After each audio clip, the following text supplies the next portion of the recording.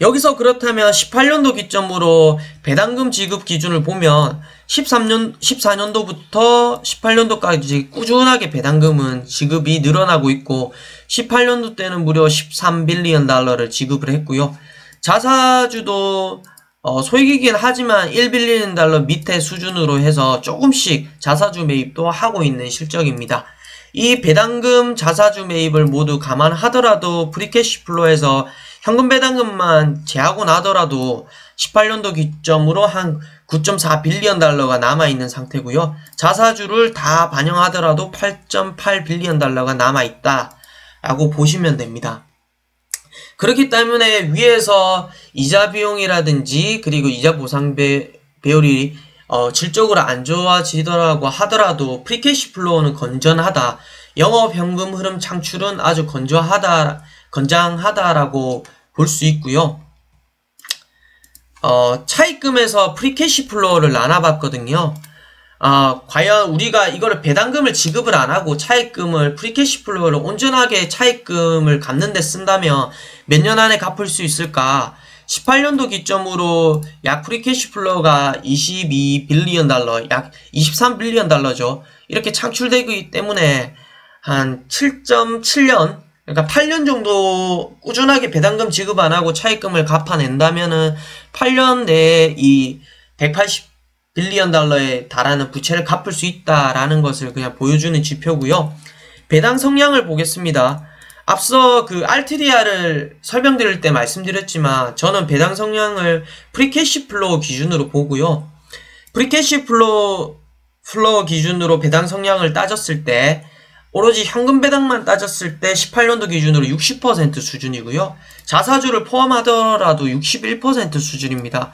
그렇기 때문에 약 40%의 그런 배당 성향이 아직까지 남아있는 것이고 개인적인 생각으로는 향후에 5G, 5G 투자에 대한 설비 투자가 얼만큼 늘어날지는 모르겠지만 그 해당 금액이 급격하게 늘어나지 않는다면 이 배당 성향에 크게 무리가 가지 않는, 즉 배당 지급 여력에 크게 무리가 가지 않는 것으로 판단은 됩니다. 이상 위험 및 기회 요인을 한번 정리를 해보면 위험은 늘어나는 부채 금액이겠죠. 약 18년도 기점으로 177빌리언 달러인데 이거에 대한 연간 이자 비용이 8빌리언 달러가 이자 비용으로 잡힙니다. 헌데 뒤에 기회 요인에도 말씀드리겠지만 이 해당 늘어난 부채에 대한 AT&T의 자체적인 부채 절감 계획이 있고요. 뒤에서 따로 말씀드리겠습니다. 그리고 두 번째 요인은 아무래도 이렇게 타이워너를 인수하게 된 계기 자체가 넷플릭스의 그런 질주가 가속화되면서 AT&T도 단순 망사업자 뿐만 아니라 콘텐츠를 다양화하고 그 콘텐츠를 바탕으로 OTT 사업으로 더 많은 확대를 위해서 이렇게 인수를 진행했던 것이거든요. 그렇기 때문에 부채 증가의 본질적인 그런 위험 요소는 넷플릭스다.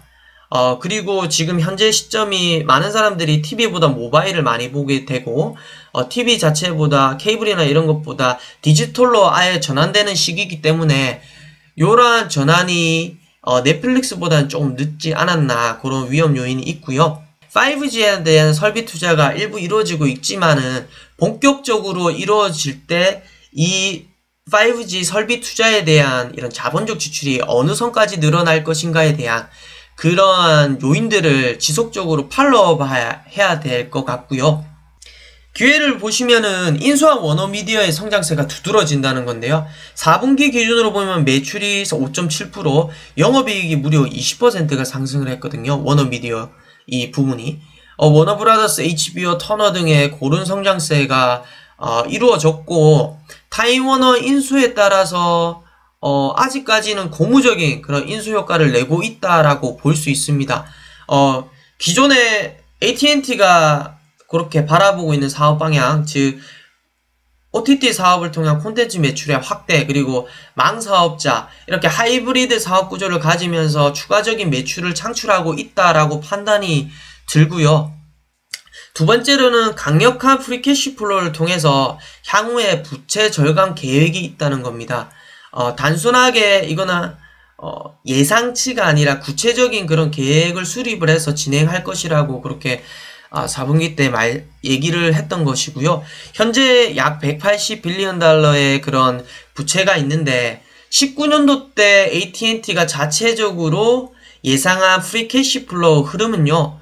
배당금을 지급하고도 12 빌리언 달러가 남는다는 겁니다. 앞서 18년도 때 보시면 배당금을 지급하고 나서 9.4 빌리언 달러가 남는다고 했으니까 19년도 때 AT&T가 예측한 그 현금 흐름은 여기에서 한 2에서 3 빌리언 달러가 더 늘어나는 것이죠. 이 해당 늘어나는 프리 캐시 플로우를 통해서 부채를 158 빌리언 달러 수준까지 낮춰보겠다. 이렇게 계획을 수립을 하고 있고요. 여기에 더불어서 19년도 이후에 부동산 매각이라든지 그리고 핵심이 아닌 그런 자산들을 매각을 하고 운전자본 등을 좀 통제를 해서 약 최종적으로는 150 빌리언 달러 수준까지는 부채 금액을 좀 낮추겠다라는 구체적인 계획을 갖고 있기 때문에 현재 AT&T가 당면한 가장 큰 문제가 많은 투자자들이 우려하는 게 부채에 대한 그런 우려일 거거든요. 왜냐면 부채 증가로 인해서 이자 비용도 증가하면서 순이익도 깎이는 구조고, 그리고 부채 지급을 통해서 아무래도 영업 현금 흐름에 차질이 생기면 지금 안 그래도 6.8%라는 그 시가 배당률이 상대적으로 높게 보이잖아요. 이 배당률이 혹시나 삭감되지 않을까라는 그런 우려를 좀 줄이기 위해서라도 이런 부채 절감 계획은 구체적으로 나와 있는 게 다행이라고 생각을 하고요. 종합적으로 말씀을 드리면 타이완은 인수부채 증가에 따른 부담은 상승을 하지만 자체 부채 절감 활동을 전개를 하면서 이 부채 절감 활동이 19년도 그리고 앞으로 나아가서 어떻게 효과적으로 집행이 되고 이루어지는지에 대한 그 효과를 지속적으로 한번 바라봐야 될 것 같고요. 워너미드의 콘텐츠 그리고 OTT 사업 그리고 망사업자로서의 그런 하이브리드 사업 구조가 어떠한 매출 확대로 이어지는지 18년도보다 더 나은 19년도가 될지에 대한 그런 매출 실적을 1분기, 2분기, 3분기, 4분기 지속적으로 팔로우해야 될 것 같습니다. 그리고 세 번째로 강력한 현금 흐름을 바탕으로 19년도 배당금 지급에는 무난할 것으로 판단이 되고요.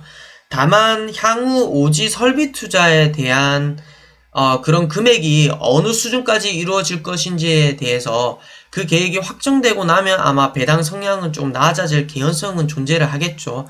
하지만은 현재 배당 성향이 한 60% 수준이고 현재 배당금을 침해하지 않는 수준에서 배당금을 동결하는 수준에서 설비 투자가 이루어진다면 미래 성장을 위한 5G 설비 투자기 때문에 굉장히 고무적인 일이라고 생각하고, 또 한편으로 5G에 대한 그 설비 투자가 5G라는 또 다른 사업 매출로 이루어질 수 있기 때문에 오히려 투자금이 늘어나는 만큼 영업 현금 흐름도 꾸준하게 늘어날 것이라고 저는 생각을 하거든요.